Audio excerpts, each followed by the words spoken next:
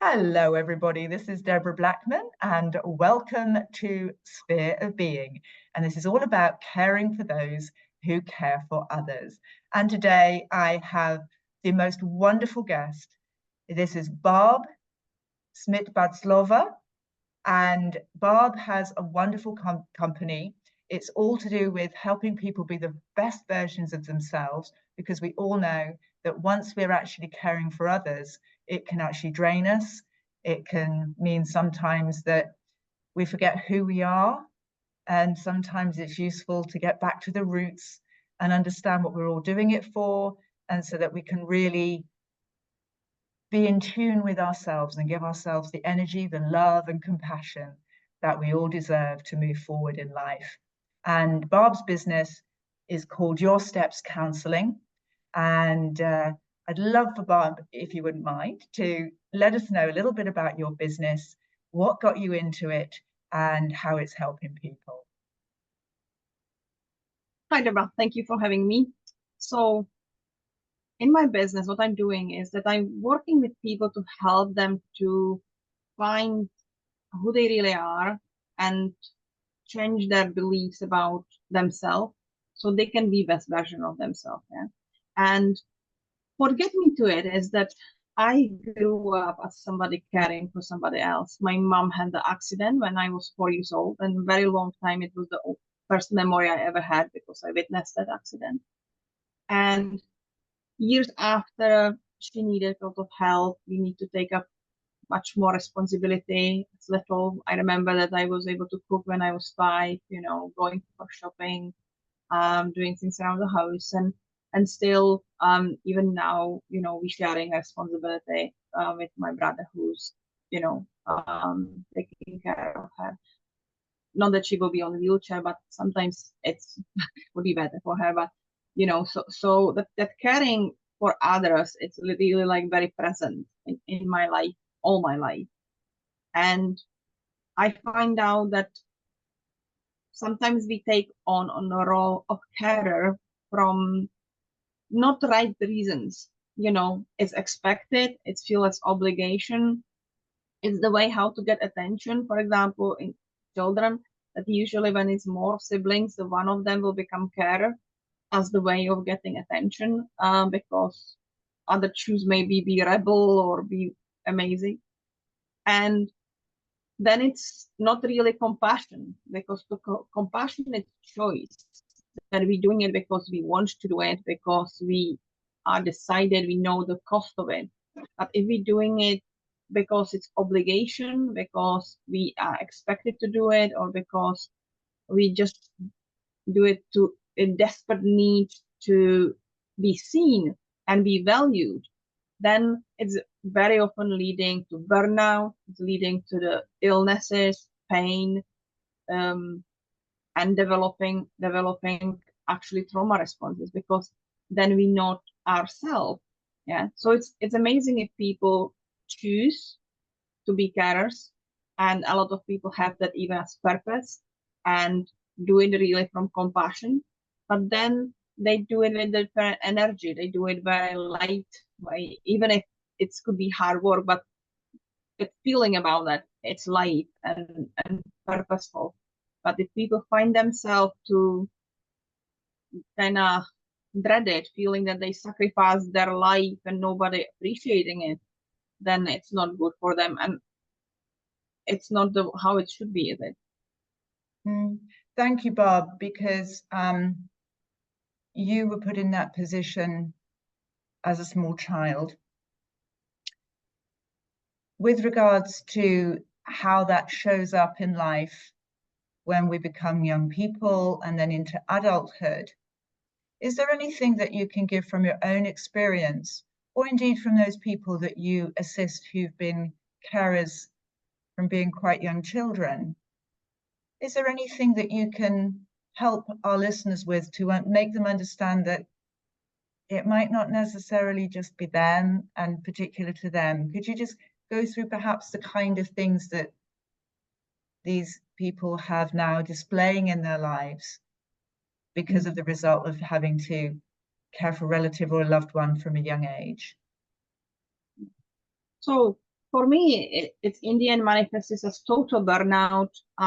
I developed chronic fatigue syndrome, and people know it as ME, and I was just too much. It was just too much for my body and my mind. But that's the one thing how it's often showing in people, that they will start actually need to care for them. People would develop the back pain, or they would have arthritis, or fibromyalgia, or start developing autoimmune disorders because they just keeping it in and in and in. Very common what I see in people and do that is that they lost own identity. They don't know who they are and themselves because they didn't really have the chance to explore what they like, what they don't like, what they really want to be, and their purpose in life. So their life kind of shrunk, and they feel very uncomfortable in that. So for some people, it could be eating disorders, that they numbing themselves with food, that feeling of I don't want to be seen, or I'm not seen. So sometimes it's kind of very conflicting beliefs, that they want to be seen. On the other side, they don't want to be seen because they don't feel good enough, because they didn't actually get the chance to find out who they really are. Because when we keep caring for others, very often we don't have time to care for ourselves. And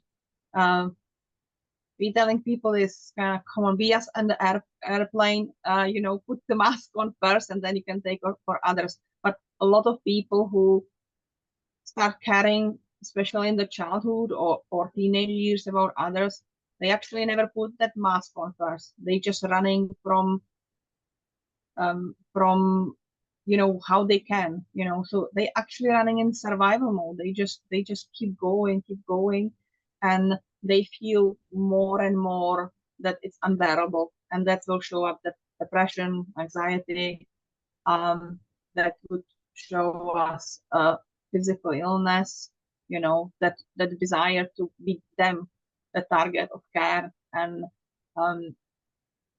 very often people will go to the total burnout, that they just end up in the pain or meltdown and just cannot bear it anymore.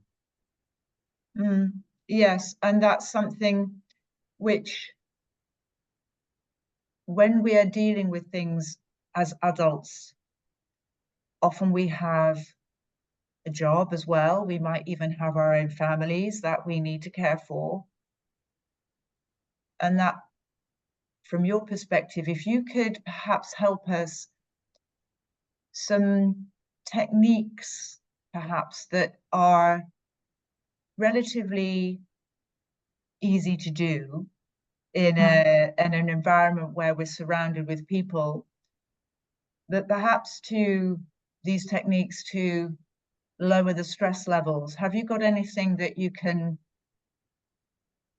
provide us with that really helps to maybe get over those moments in a relatively quick and painless way, so that we can go on? Because it's tough dealing with these emotions and this feeling and not knowing perhaps how there are perhaps some good techniques that we can put into practice.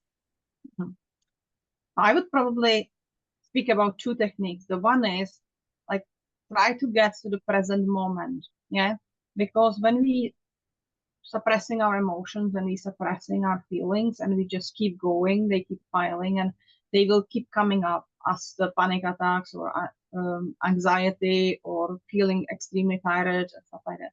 So one of the solutions is to really try to be present, and we can do it with what we calling grounding technique, that you will start saying, I see in front of me, I see the window, and on the window is a flower with the red blossom. I hear the pigeons outside making the terrible noise. I smell burnt toast from the breakfast, and I touch the table, which is smooth and stuff like that. So actually get to the senses, because when we reacting to our senses, then our mind getting immediately to the present moment. Yeah. So that gets us from any feeling of anxiety or feeling overwhelmed, and we can be actually in the present moment. Because when we are in present moment, then we are able to start dealing with the situation in hand. More often we doing it, more easier we staying in that present moment. Yeah. So if people do it every day, then they start realizing that they are more in present moment and stop running in the mind. What if, what happening, stuff like that. Because the one things which we have when we are so much in caring, we running all these what if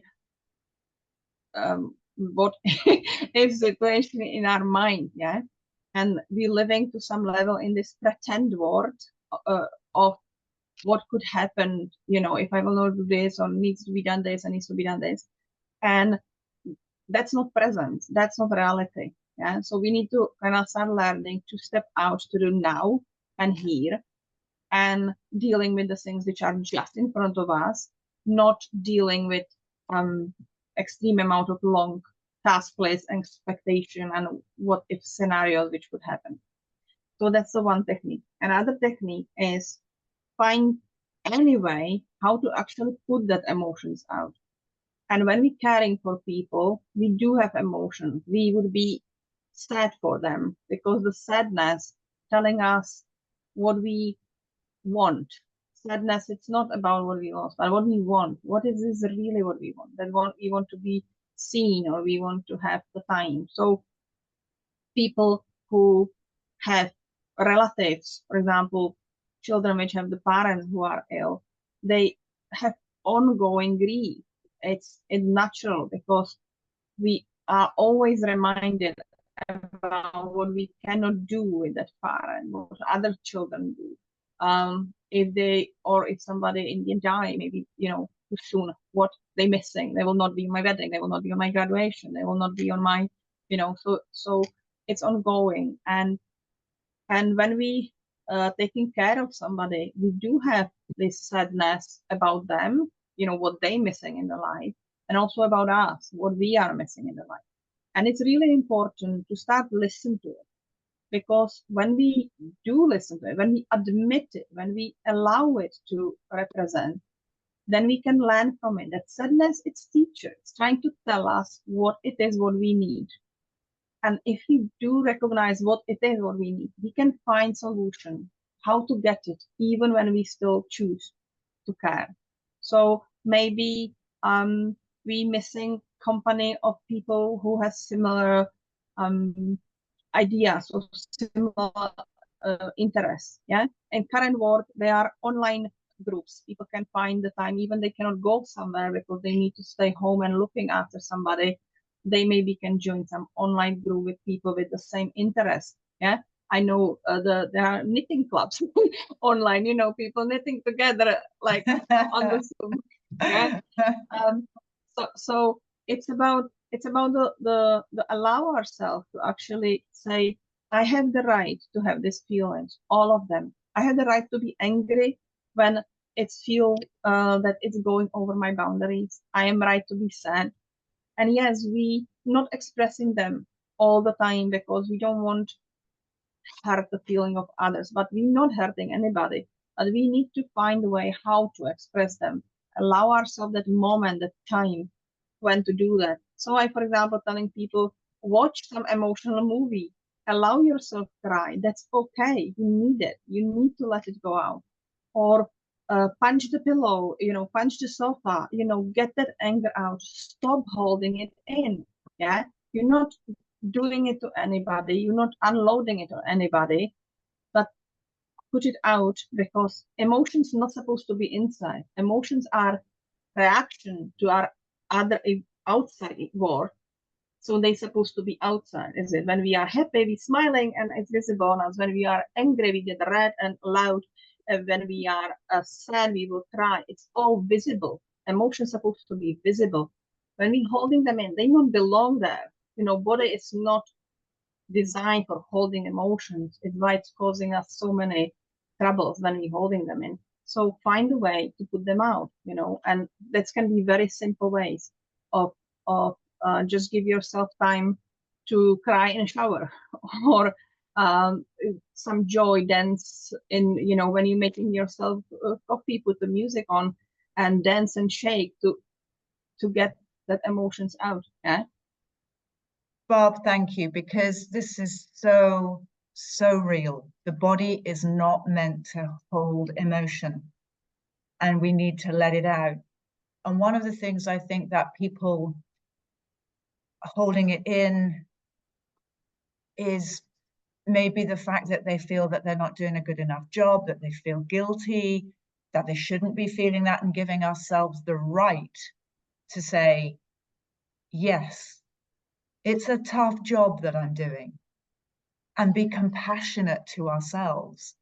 Because absolutely, because if we're not compassionate to ourselves, then it gets hard inside, and we need to have that flow to get that energy out.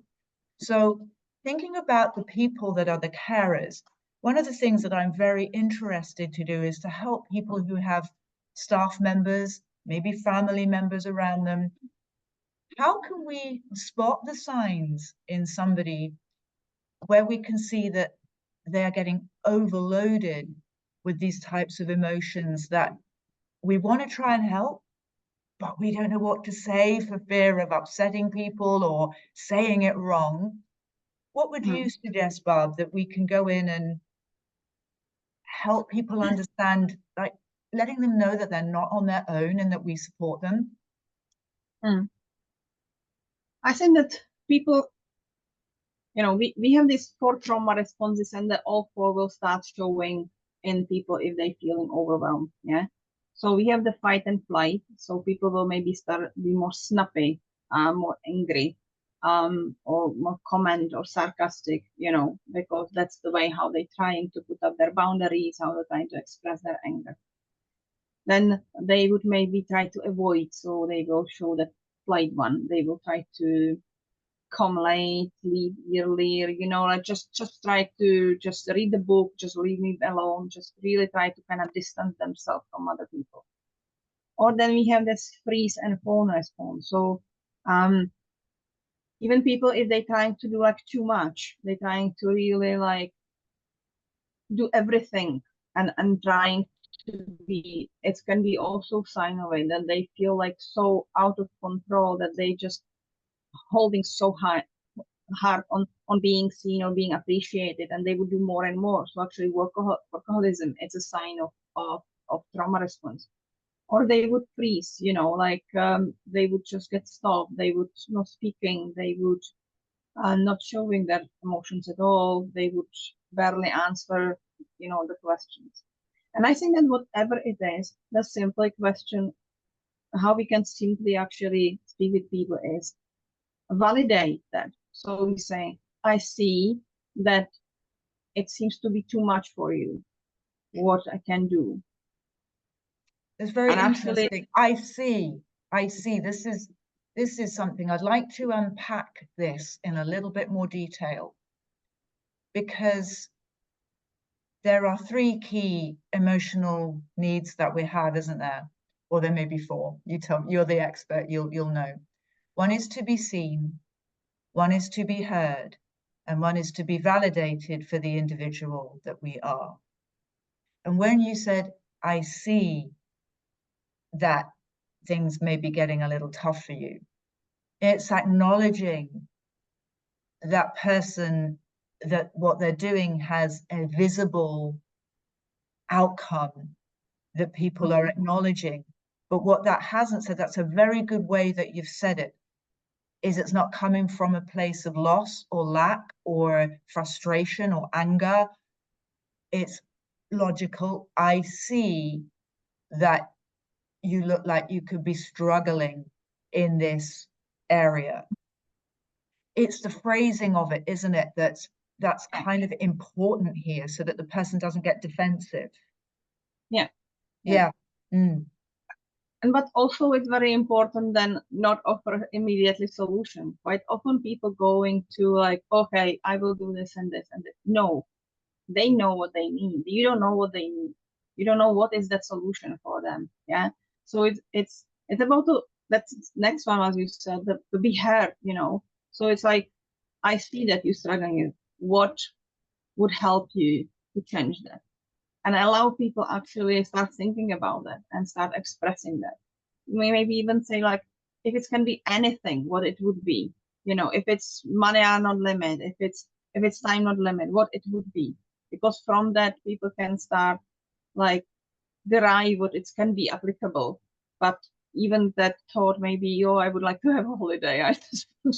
I would just want to go somewhere. Okay, maybe it's not possible that way, going on Tahiti for 2 weeks, but maybe the person can go to daycare for 2 days and have some rest, or to respite, you know, that, or somebody can come and give them that few hours of going away.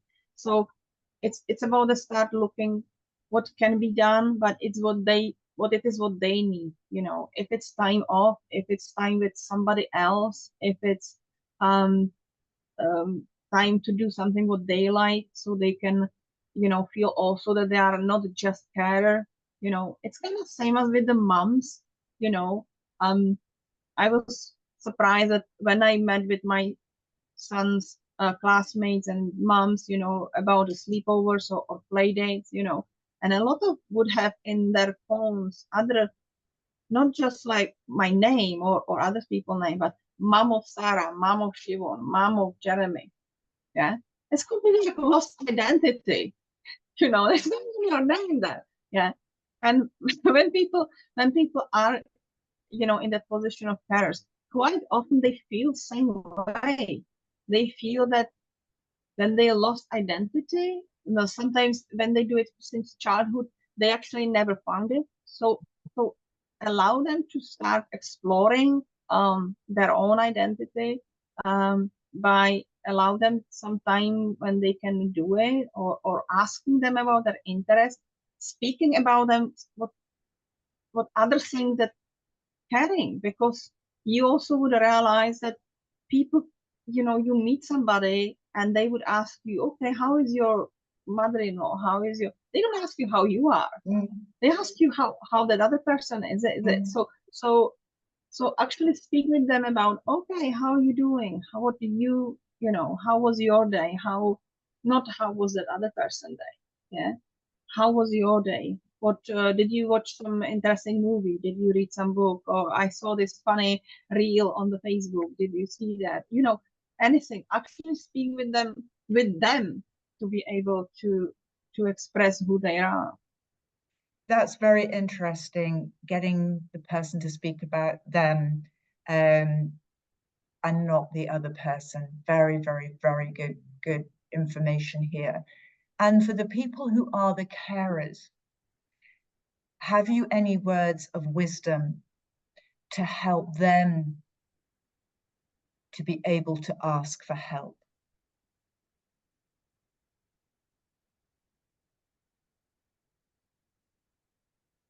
Oh, I would say that if you feel strongly about caring for others, you need to be in your power. If you will not ask for help, you will lose that power, and it will have an inevitable effect on the person you care for. So it's really about that we all deserve to be helped. The person who cares, it's not any less worthy of being helped, maybe even more from my point of view, you know, because they caring for somebody else and creating that ripple effect already. And so asking for help, it's not sign of weakness, it's actually sign of strength. It's sign of that you are able to work on yourself, that you are able to keep yourself in the good mental and physical health, and then you can do it. Yeah. And I know that a lot of people find caring as the purpose. What I'm doing is my purpose. It's what type of caring for other people. And it could be demanding. It could be time demanding or mentally demanding, because I'm working with people with severe trauma. But I also going to others, and I have people who helping me, who help me to unload and processing and feel that I am myself. I'm not just stories of my client. Yeah. So it's getting help it's not weakness. A lot of people feel like that they failing if they're asking for help. No, Olympic runners, they have coaches, they have a medical care, they have mental coaches, you know, like they not giving that power, they don't giving that performance without support of others. So same way the carers needs teams. We need to help each other and support each other, because it's huge performance delivery day by day. Yeah. And that deserve to be supported. And people will be surprised. Often they feel, oh, there is no help for me, there is no available. People will start looking around, there is support for carers. Yeah. I don't know, for example, Clan who's doing activities for carers for people with cancer.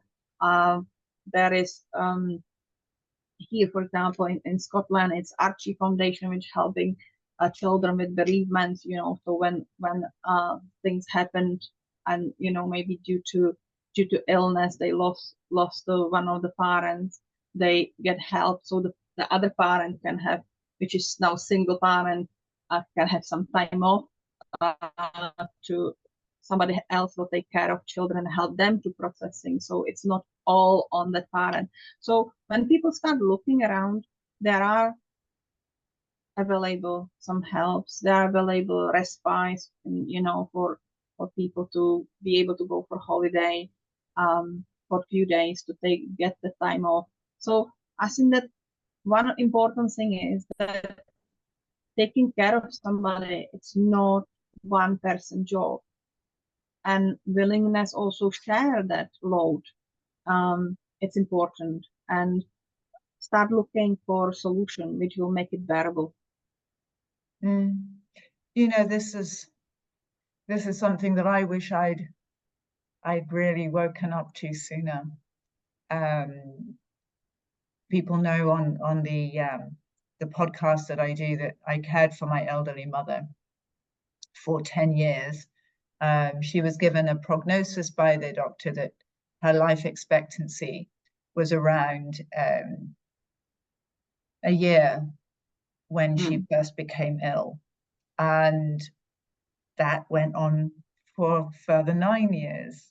And so, you know, I think that the whole thing with caring for somebody in that instance, I think that gave her a quality of life that made that, you know, what was a prognosis of a year on for a further 9, but that was not how I'd envisaged that continuing. And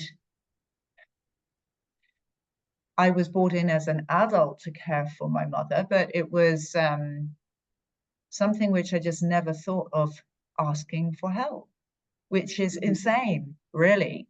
But that whole time that I was looking after her, I was her sole carer. My mother, for whatever reason, decided that she would not let anybody else in the house but me. And that put an incredible burden. And for people who know what it's like to run a busy full-time job and have to care for somebody who perhaps at night is very demanding, and there has to be a lot of physical work involved around that. I never told my employer once what I was doing, because at that time I was fearful that if I let anybody know, my employer may have felt that I wasn't going to be able to do my job properly. And I didn't want that. And there was also a sense that I didn't want people knowing my personal business. So with that in mind, Barb, have you got any, again, words of wisdom for people who are in the situation of caring for an elderly loved one, or it could be a partner with dementia or Alzheimer's or whatever it may be? How would you assist that person to say, you know, it's okay to ask for help, and how do we perhaps go about doing that? So I think that it's about the boundaries, is it? It's about that willingness to say no, which often we feel that we cannot do that, but we can do that. And sometimes it's necessary to say, I will take care of you, but I cannot do it by myself alone. So you have to accept somebody else. Also, for example, for help. I find out very interesting is that it's much working if the boundary is set up or suggested by somebody else. So when I have kind of my career break, I was working as a carer for people in palliative care and with people with Alzheimer's.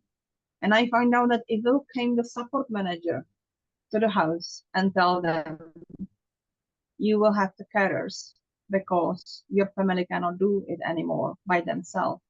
They would accept that because they don't want to somebody else to say no, or they would, see it as authoritative, telling them like it's really not possible to do it anymore.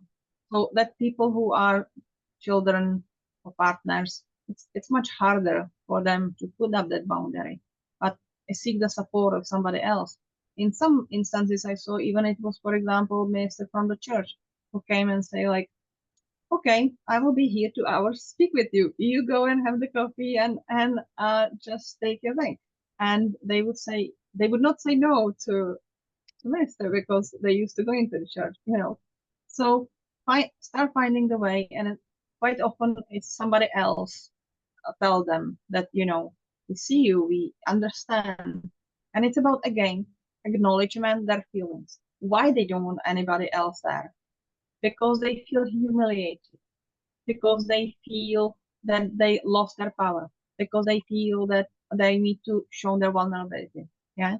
So, for example, when we're caring about men, yeah, many of them in the beginning would say, I want the male carer because I don't want to anybody else see my weakness. And there is not enough the male carers for our male who needs to help. So after some time, they would accept to be cared for by women. But I spoke with them and they would say, it's so humiliating. It's so humiliating. Somebody needs to help you to wash. Somebody needs to change your catheter. Somebody needs to dress you up and stuff like that. So I always spoke with them about, that's okay. I do understand that you feel this way and that you feel that you lost your power, that you lost your feeling of accomplishment, that you feel humiliated and shamed. But it's not like that. I am here so you can live your life in full as much as possible. I am here to feel you that you are still okay, so your family doesn't have to do it. So your family can still remember you as a well-dressed man who is always shaved and always showered. Yeah. So sometimes it's about to find their reasons why they actually don't want that, and also what would be the benefit for them, so that their family doesn't have to do these things, which they feel humiliating. It's do stranger in some ways, do somebody else who will just come and go, so their family can still remember them as they were, or as much,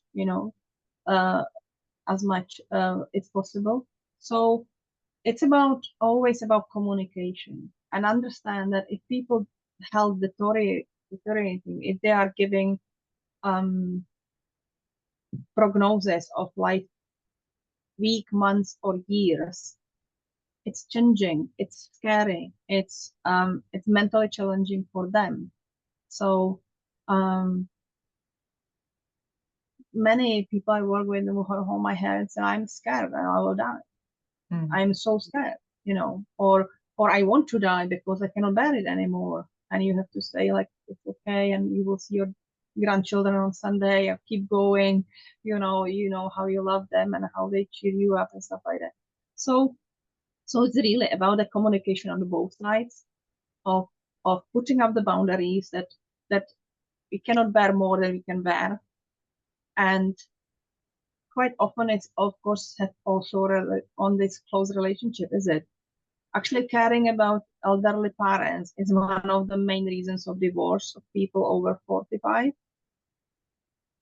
because there is quite often people get so invested in that they lost the time for partnership.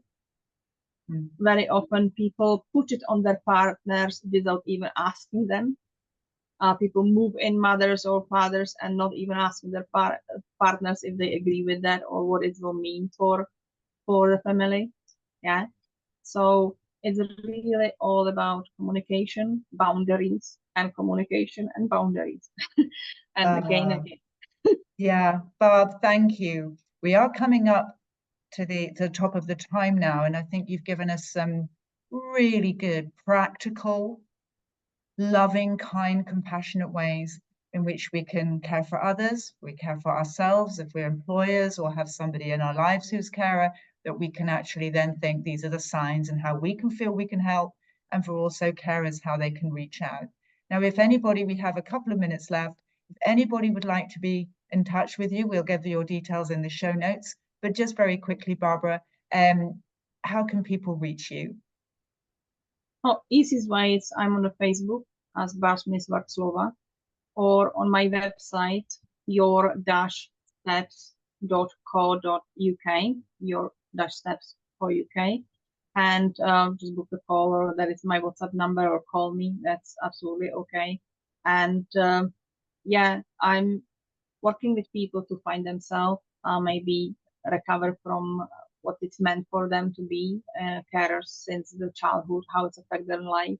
Sometimes during the time when they care for people, sometimes after, when they realize that they kind of feel lost because their life was all about caring for somebody, and now they don't realize who they are, or helping to restore the relationships, to help them to have the boundaries, put them up and feel themselves. So happy to help anybody.